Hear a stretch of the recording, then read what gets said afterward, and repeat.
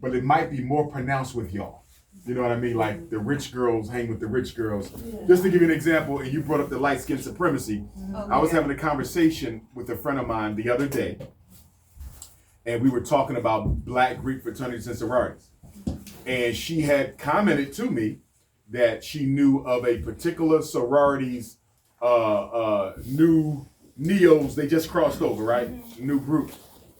And in this particular sorority chapter, they screened everybody, and if you was a light skin, you couldn't get in. Now, you follow what I'm saying? So I was kind of shocked because I ain't seen an all light skin line anywhere in a long time, and I speak at colleges, you know what I'm saying, all the time, you know. But I do think with the class issue is big with black women. You see it with men too, but you see it more with black women. You know what I'm saying? That class issue, that divide, and I think that's something that got to be worked on because all of you women in here, you're successful women, right?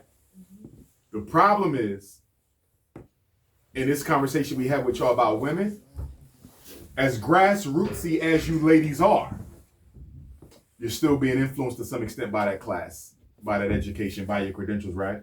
So what I'm saying is when we have conversations about black women or black men or the black community, the voices that tend to be heard are not the ones who are hurting the most. You follow me?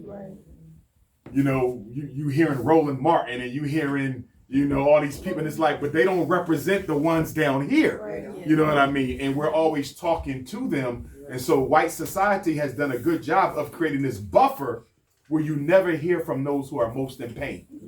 You know what I mean? And what we have to do is we have to force that conversation to where the people who are most in pain at the bottom are in the conversation. I tell people all the time, as many times as I spoke in prison, I think black men in prison are far more intelligent than black men who are not in prison. And they definitely got more guts. You feel me, Bob? And they're the strongest. And they're not scared of cops because they done already fought and they got shot by them. And I just think, for example, most of us would never, not us in this room, but most black people would never look to the ex-offender population as a resource.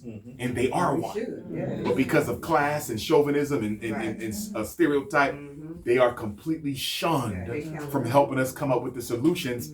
And I'm telling you, a lot of them have really refined themselves in them walls. Oh yeah. You know what I mean? And they're like masters. I'm like, wow, how did you end up in prison? You the smartest dude ever. Yes, sir. Yes, sir. You know, so we have to pull them back in. On that note, I'm gonna put Sister Angela on the spot before she take us over to the Dow Museum after we close out with our prayer. Sister Crystal brought up the light skin, dark skin issue. My question to you is this: over your lifetime amongst black women, do you feel the light skin, dark skin thing has gotten better, stayed the same, or gotten worse as you look back at it? Being a beautifully melanated sister yourself. I think it's gotten worse. Why do you feel that way? And the reason I think it's gotten worse is talking to not only the young people, but the elders. And the sisters, unfortunately, have tapped into this skin lightening consciousness. They're saying that black women around the world, especially in Africa and Nigeria, are the #1 consumers of skin lightening. Yes. I think America's #2.